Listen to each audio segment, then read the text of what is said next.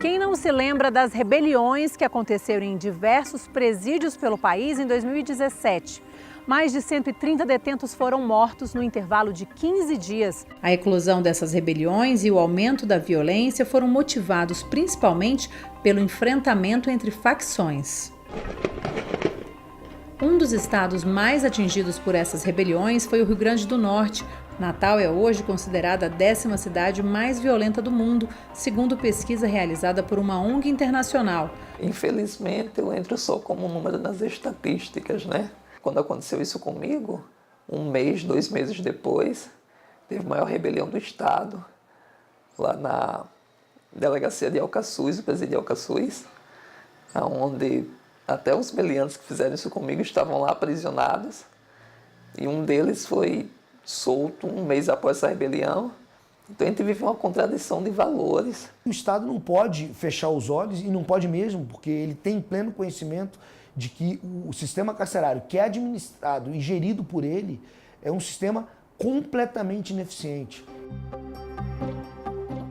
As alternativas para mudar a realidade do sistema carcerário passam pela construção de novas unidades. E, de acordo com o Ministério Extraordinário da Segurança Pública, os recursos existem, mas faltam ainda projetos mais bem elaborados. A cada construção de um presídio tem que ser encaminhado para o DEPEN todo o projeto de arquitetura, todo o orçamento da obra. E isso é estudado aqui e depois devolvido ao Estado. E isso não é muito rápido. Para o Tribunal de Contas da União, os recursos do FUNPEN precisam ser distribuídos de acordo com a necessidade real de cada estado para que a situação não se agrave ainda mais. Na medida em que você distribui, o que o governo distribui, os recursos de maneira linear para todos os estados, né, que é o que ocorreu no final de 2016, você não está promovendo essa isonomia, né, tratando os desiguais de forma desigual. Uma das barreiras que impedem os recursos de serem bem distribuídos é a falta de informações que reflitam a realidade do sistema prisional brasileiro. O CNJ, Conselho Nacional de Justiça, criou recentemente o Banco Nacional de Monitoramento de Prisões. O sistema vai integrar todas as informações sobre pessoas procuradas pela Justiça ou presas nos estados.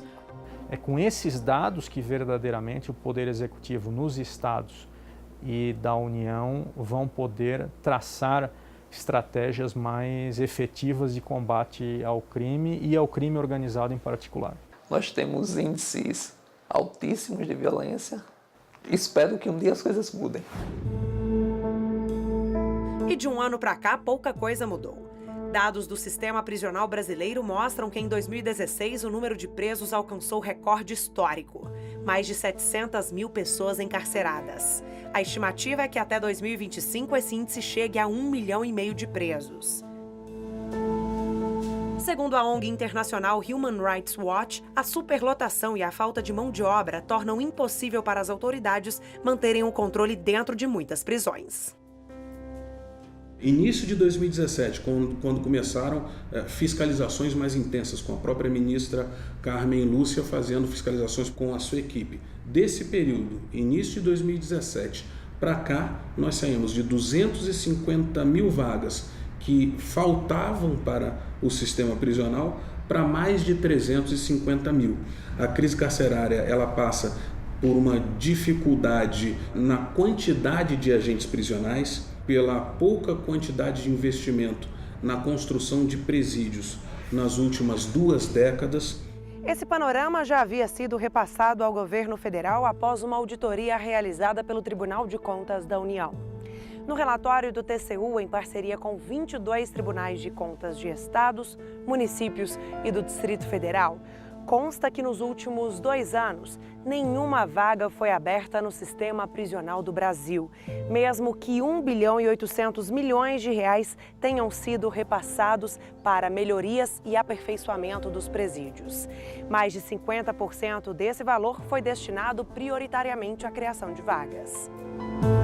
A onda de ataques no Ceará no fim de 2018 e início deste ano ocasionou uma crise de segurança pública no estado e acendeu mais uma vez o alerta sobre a situação carcerária do Brasil.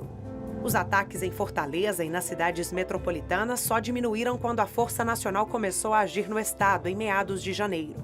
o que reacende as discussões sobre alternativas para solucionar esse problema, que é nacional.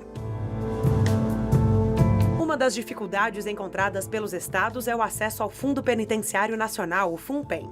Os gestores têm problemas para usar o recurso federal pela complexidade nas regras de utilização da verba. O problema da inexecução é uma incapacidade operacional. Ou seja, os estados e o DEPEN, o próprio DEPEN, eles têm estruturas, principalmente de pessoal, que são incompatíveis com a demanda de trabalho que eles estão recebendo nesse momento. E agora, com esse aumento de demanda, esse corpo técnico que faz projetos, que faz estudos, que faz licenciamento, ele é insuficiente para dar vazão a essa nova demanda de projetos e obras que está sendo demandado nesse momento. Existe uma dificuldade de execução, tanto da concepção de projetos para unidades prisionais, como também, depois desses projetos prontos, a dificuldade de licitação, execução e fiscalização das obras. Então, é um nó de engenharia. Mas nós criamos agora no Departamento Penitenciário Nacional uma coordenação dedicada diretamente a essa concepção de unidades prisionais e uma outra coordenação para a parte de licitação e execução das obras. Nós vamos trabalhar também em parceria com os órgãos de fiscalização e controle.